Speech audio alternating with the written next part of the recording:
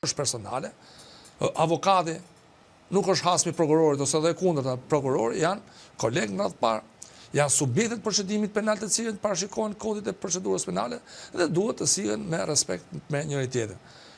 Edhe në qarqet e avokatisë kemi ngjarje kriminale të rënda, është vrarë një avokat tjetër u sulmu, po të keni parasysh avokatin e zotit Berisha, që i ranë me gusht. Dhe ajo kaloi në eshte, po ishte goxha e rëndë. Po pra e rëndë. Se ishte edhe për pronat e ishte një mishmash që... Po pra kjo, pranaj avokati është në bazë të kodit procedurës penale, ushtron detyrën e tij me dinjitet, ka drejt bëj mbrojtjen, ka drejt bëj oponencën, gjërat nuk mund thot prokurori që kështu e mendojnë shpejt vej firma aty, absolutisht. Mbrojtja duhet të jetë efektive, duhet të paraqit provat dhe organi procedurës ka drejt duhet marrë edhe provat që kërkon mbrojtja. Pra edhe provat që nuk jo vetëm provat që fajsojnë panderën, por edhe provat të cilët tregojnë më pafajësinë e tij. Dhe avokati nuk mund të cënohet në punën e tij, sepse po cënu punën e avokatit ka rënë sistemi i drejtësisë. Okej, ka rënë sistemi i drejtësisë. Do doja të pyesja pak, sepse më gacmoi fakti që ju keni qenë ish prokuror vet. Ka ndodhur që ju kanë kërcënuar në seancë? Po, ka ndodhur. Madje edhe kërcënim kur kemi dalë nga seanca, na kanë thonë, do vini me makinën tonë t'ju çojmë punë, po është kërcënime. Ti të shkosh me makinën panderë dhe kanë qenë dikush ata. Jo, i kanë thënë neve, eci në punën tonë, s'kemi gjë personale. Na kanë sharë. Madje kanë pas një rast që kanë kaluar gardën e sigurisë, kanë marrë dhe dosin, ka qenë një grua e agjituar. Unë zef, tham falë mbrapa dhe i kemi myu aty për aty. Kemi pas dhe fyrje, sharje, kanë dalë edhe nëpër media duke na kërcënuar.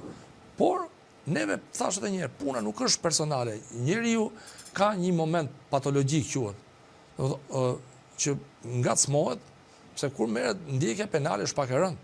Ti merr një gjop nga policia në rrugë dhe mërzitesh. Palet merresh i panderur. Prandaj dhe prokurorët duhet të jenë të trajnuar, duhet të jenë të trajnuar në mënyrë të tillë që të reagojnë që domethënë të ketë një reagim të butë ndaj çdo reagimi të jashtëm. Pra të mos nxefesh, sepse të ke njerëz të acaruar. Por thash, prokurorët vetë dhe gjyqtarët sot janë në kushte mbierane. Sot kanë shumë çështje, nuk i studiojnë të gjitha dosjet. E kanë të pamundur, se është rradhuar numri profesionistëve. Ke rritje dosje, si mund t'i ndjekësh, ke 1000 dosje, si mund t'i zgjedh, nuk i lexon dot, është e pamundur. Pra këtu kemi arritur është sistemi i drejtësisë është degraduar shumë keq. Dhe personat që marrin me reformën në drejtësi kanë deformuar qëllimin e saj, e cili ka qenë ofrimi i drejtësisë qytetarëve. Aksesi në drejtësi i qytetarëve, lufta ndaj korrupsionit, njohja e mirë e ligjit penal dhe procedurial, njohje e mirë e konventës evropiane të drejtave të njeriut dhe të ligjit. Të gjithë nga këto të bijnë, se për shkak të ngarkesës aksesin në drejtësi. Dhe drejtësia më vjen keq ta them, është shumë herë më keq se në historinë e shtetit shqiptar nuk ka qenë kaq keq. Edhe në kohën që ka qenë lufta partizane, po të kemi parasysh, janë bërë gjyqjet partizane, gjoni njerëzit bëjë gjyqi. Pavarësisht se janë të kontestueshme politikisht, po praktikisht është bëjë gjyq, sot s'bëhet gjyq fare. Sot ka rast sistemi në tokë. Shikon një përplasje të jeshtur mes të jeshtur tani ajo ka marrë dhe zë, por të paktën si një klimë e tensionuar midis prokurorëve dhe avokatëve.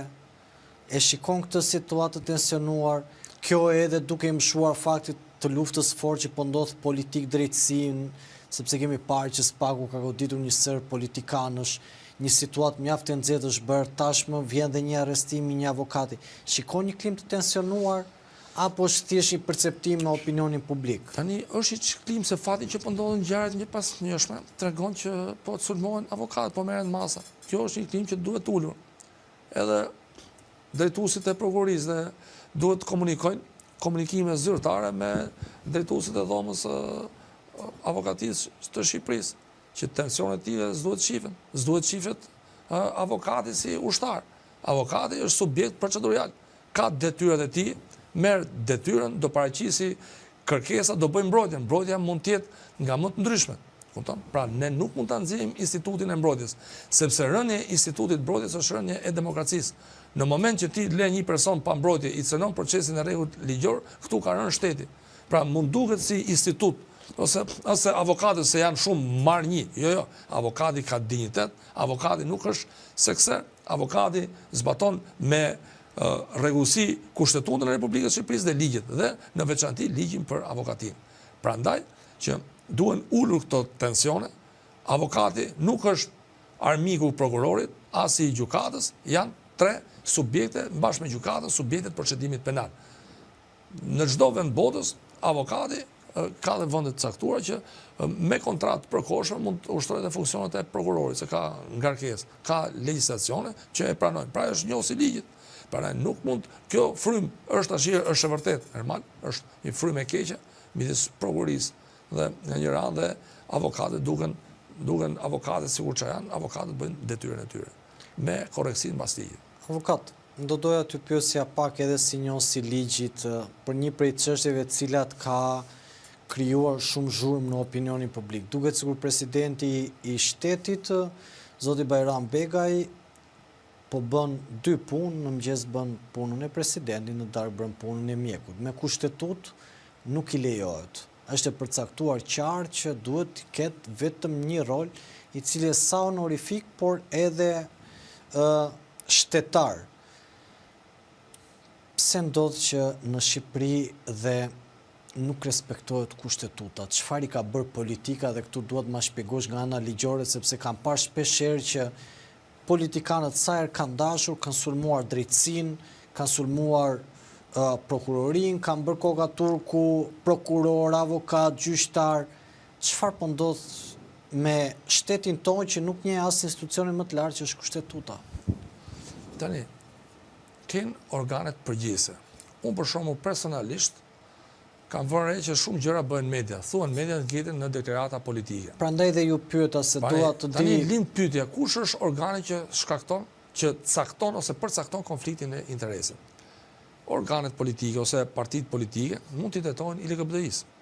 Lejohet sepse është organi i cili përcakton konfliktin e interesit. Pra ka një organ shtetëror që realisht, domethënë, që për mu fle gjumë. Pra fle gjumë. Sepse gjithë të çështje të procedura nga SPAK-u, ILGBTI s'ka bë asnjë kallëzim. ILGBTI është marrë me njerëzit e dobët, me ata që s'kan forcë, ndërkohë nga ana tjetër nuk merret me atë. Pra ILGBTI organet e shtetit duhet të funksionojnë. Është konflikt interesi ky apo jo? Se përcakton kushtetuta, duhet ta përcaktojë organi kompetent. E dyta, dhe diçka që vure re, lidhe nëse ka konflikt interesi për sa i përket punësimit familjarëve. Ti bëj kallëzim SPAK, vë lëvizje organet shtetërore, nëse ka dyshime.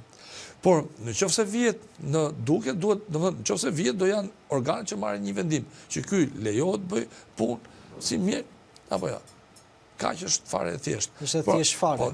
Po vetë lëvizje, se neve çfarë ngjerën në deklarata politike i futit shame.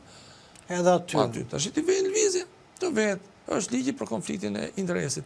Dhe ligji për konfliktin e interesit nuk është vetëm kushtetuta, por është ligji. Vjen një